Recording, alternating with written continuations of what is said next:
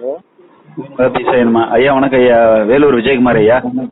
நீங்கள் அனுப்பிட்டதெல்லாம் பார்த்தேன் ஐயா நன்றிங்க ஐயா, அட்லீஸ்ட் பார்த்தீங்களா ஐயா? ஆமாம், உங்களுக்கு இலக்குகள் மாறி இருக்கு அப்படியே. ஐயா என்னங்க ஐயா? இலக்குகளே மாறி இருக்கு அப்படின்னா ஐயா? இப்போ நீங்கள் சோடி படித்து சொல்கிறீங்க இல்லையா?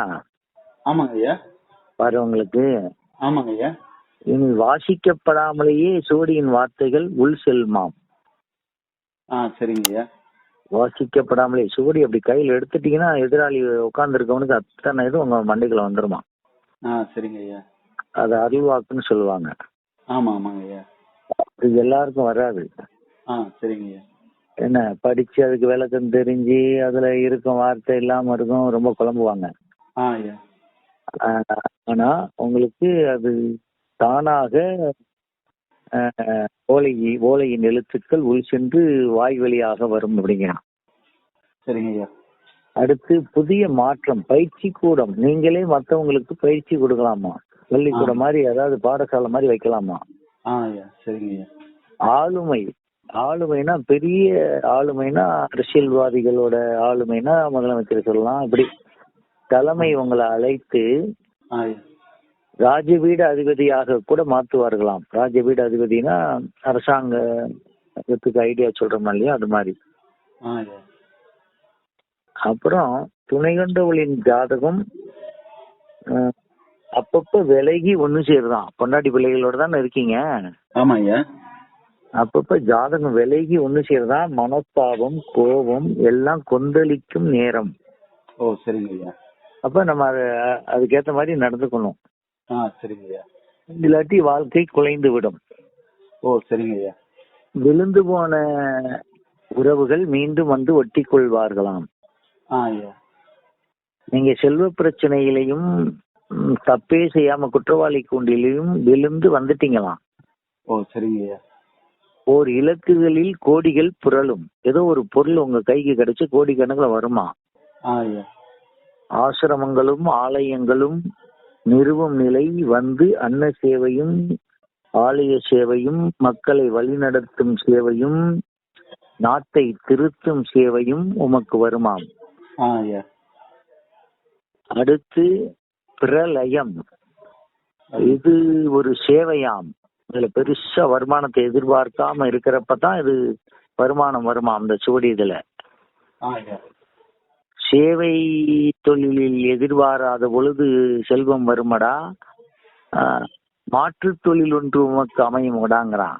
வேறு தொழில் ஒன்று நிரந்தரமா வருமானம் வீட்டுக்கு வர மாதிரி ஒண்ணு அமைஞ்சிருமா. அடுத்து உங்க கிரகாதிக்கங்கள் கட்டுப்படுங்கிறான். அப்ப உங்க ஜாதகங்கள் பலிக்காதுங்கிறான். அப்படின்னா விதியை மிஞ்சக்கூடிய அமைப்பு உங்களுக்கு இருக்கு. விதியை விஸ்வாமித்திரன் ஒருவன் தான் மிஞ்சினான். அடுத்து விஸ்வாமித்திரன் தவம் இருந்தப்ப விதி அவனை பொண்ணை பார்த்து மயங்க வச்சு கல்யாணம் பண்ணி பிள்ளைய பார்த்துட்டா அது ரிஷியாக முடியல. தேவர்கள் சிரிச்சாங்க. மீண்டும் பொண்டாட்டி பிள்ளையெல்லாம் ஊருக்குள்ள விட்டுட்டு காட்டுக்குள்ள போய் தவம் இருந்து ராஜ்ய ரிஷியாக விதியை மிஞ்சினான்.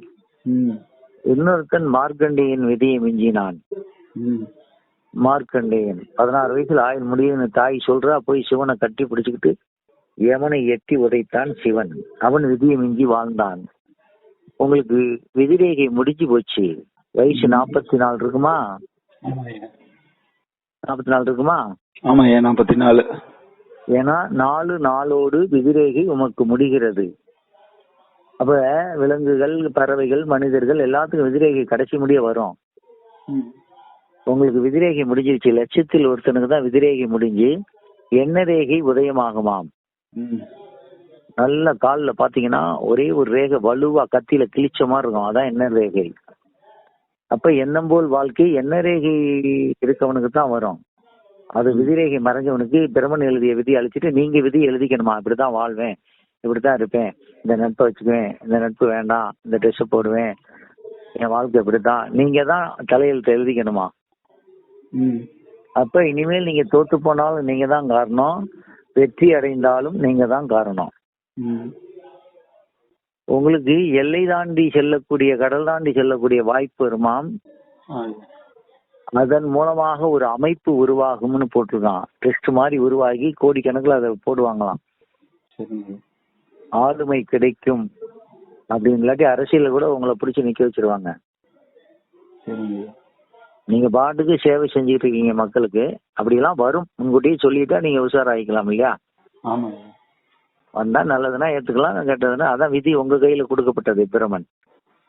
நீங்க தான் இனிமேல் உங்களை வழி நடத்தணும். மனைவி பேச்சோ, பிள்ளைங்க பேச்சோ, அப்பா பேச்சோ, அம்மா பேச்சோ, நட்பு பேச்சோ நீங்க கேட்க கூடாது. கேட்டா நல்லது தானே. ஆனா உங்களுக்கு குரு ஜாதகமாக மேலோங்கி வந்துருச்சு. குரு இல்லாமல் குரு ஆவான். காணா ஒருவனை நீ குருவாக ஏற்றுக்கொள், கண்டவனை குருவாக ஏற்றுக்கொள்ளாதே அப்படின்னு உங்களுக்கு உங்க பாதையில இருக்கு.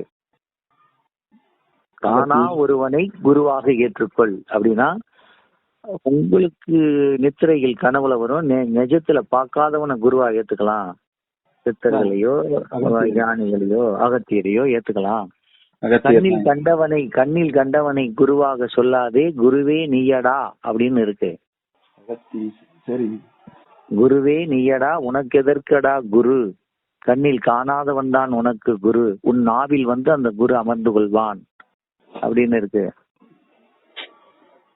இப்ப கூட வெளிய பயணத்திலயோ அப்படி இருந்தனா அப்படி எல்லாம் சொல்ல முடியாது. கரெக்டா நான் ஆள் முடியறாங்க, சிவடிய முன்னாடி இருக்கு, படிச்சுதான் சொல்லிக்கிட்டு இருக்கிறேன். விஜயகுமார் தானே, படிச்சுதான் இப்ப சொல்லிட்டு இருக்கேன். முன்னாடி சிவடி இருக்கு. என்ன பிரளிய மாற்றம் என்றால் மேல்தல வாழ்க்கை அப்படிம்பாங்க. இது வரைக்கும் கல்ல மிதிச்சு முள்ள மிதிச்சு கபட நாடகம் ஆடி வெளியில் வந்து ஒரு இலக்கையில் அமர்ந்து இப்பொழுதும் கேள்விக்குறியாகவே, இன்னமும் வாழ்க்கை உங்களுக்கு கேள்விக்குறியாத்தான் இருக்குங்கிறான். நல்லா கூட இருங்க, ஆனா சில கேள்விகளுக்கு விடை தெரியாம அலையிறீங்களாம். அப்படியே வீடியோ கால் வர முடியுமா? அப்படியே இந்த ஸ்டோரியை பார்த்துட்டீங்கன்னா அந்த வார்த்தைகள் உங்களுக்குள்ள போயிடும். அப்படியே பேசிடுங்க ஐயா. கடைசியா நான் வீடியோ கால் வரேங்க ஐயா. அந்த ஸ்டோரியை கடைசியா பாத்துருங்க.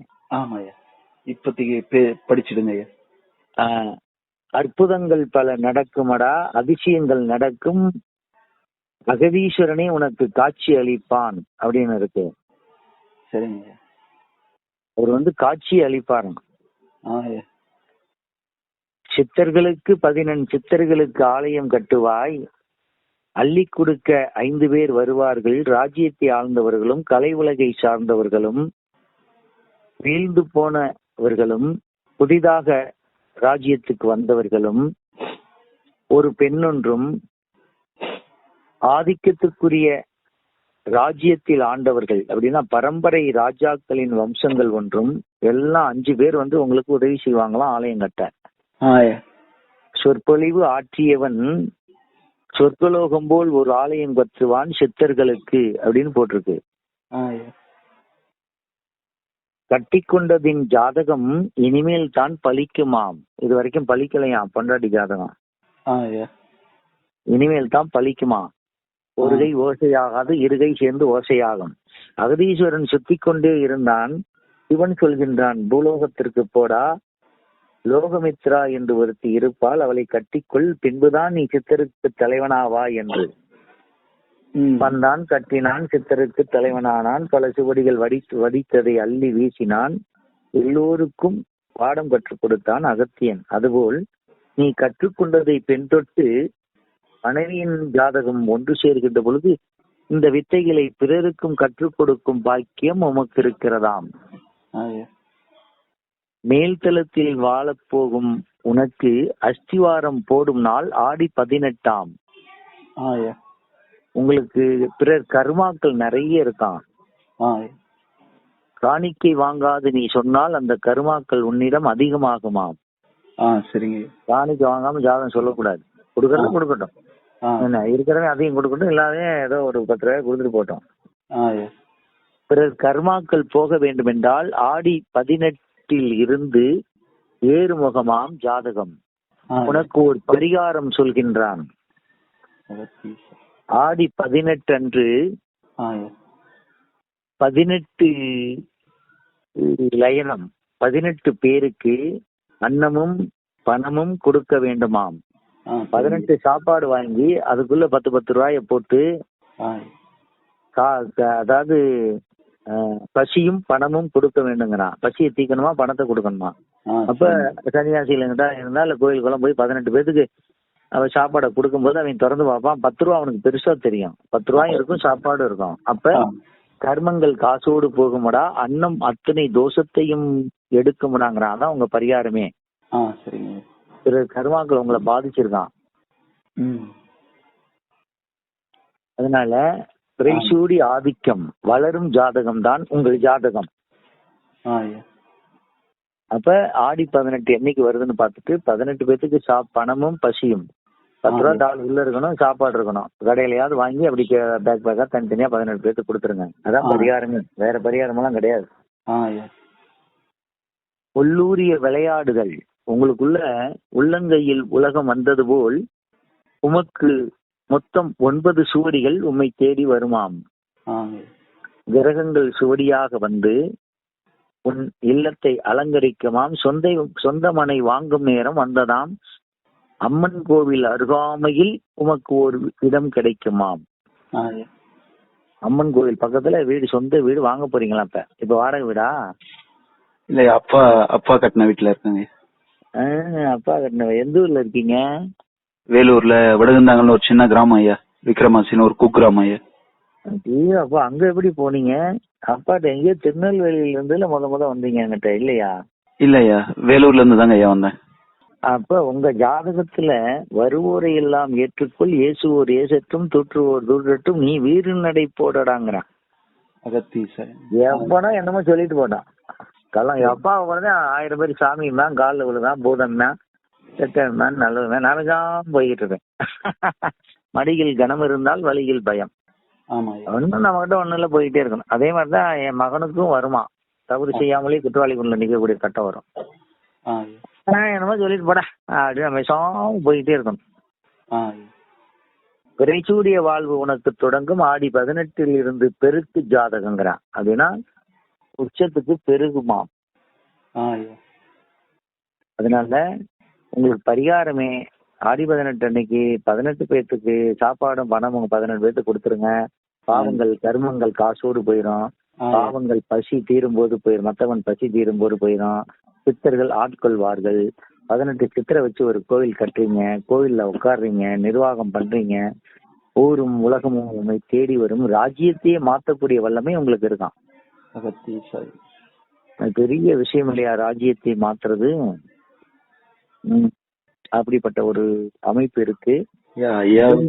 முடிந்தால் அடுத்த மாதம் 23ஆம் தேதி அப்பாவின் 109வது பிறந்த நாள் நம்ம தோட்டத்துல நடக்குது. தோட்டத்துக்குலாம் வந்திருக்கீங்களா? இல்ல, வந்தது இல்லைங்க.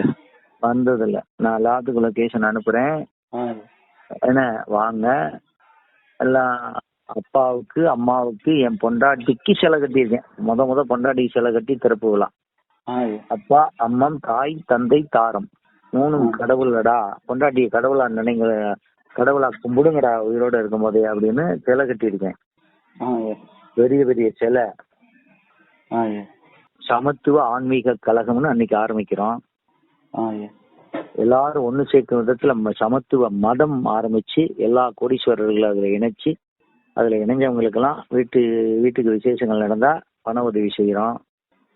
அம்மா அப்பா சிலை திறக்கிறோம். எல்லாருக்கும் தீட்சை கொடுக்குறோம். காலையில 10 மணில இருந்து சாயந்தரம் 5 மணி முடிய விழா நடந்துகிட்டு தான் இருக்கும். வந்து கலந்து அப்பாட்ட தீட்சை வாங்கிக்கோங்க. கண்டிப்பாங்க அனுப்பிச்சு வைங்க. ஒரே ஒரு வேண்டுதல் மட்டும்தாங்க ஐயா. இப்ப எல்லாம் வல்ல அருஞ்சோதி வல்லால் மகான் சுப்பிரமணிய திருவடி சத்தியமாக என் உடல் பொருள் ஆன்மா எண்ணம் சொல் செயல் எனையும் என்னை சார்ந்த அனைத்தையும் என் ஆசான் அகத்தீசர் திருவடியில இக்கணமே உங்களை சாட்சி வச்சு நான் சுவடி சாட்சி வச்சு தத்தம் கொடுத்துறேங்க ஐயா. என் உடல் உயிர் மனம் எண்ணம் சொல் செயலில் ஆசான் அகத்தீச மகரிஷி கலந்து அருட்பேராற்றல் கருணையினால் உடல் நலம் நீலாயுள் நிறை செல்வம் உயர் புகழ் மெய்ஞானம் பெற்று இது பிறவியிலேயே ஜீவ பிரம்ம ஐக்கிய வேதாந்த முக்தி அடைந்து ஆசான் அகத்தியர் புகழை நிலைநாட்டி நான் ஒரு அடிமையா வாழணுங்க ஐயா. அது வரமா வேணுங்க ஐயா அப்பா திருவடியில. அதாவது உங்களுக்கு கண்ணப்பன் ஒருத்தன் இருந்தான், சிவன் அடி சேர்ந்தான், கண்ணையே கொடுத்தான் சிவனிடம். சிவனேசன் நேசித்தான் சிவனை.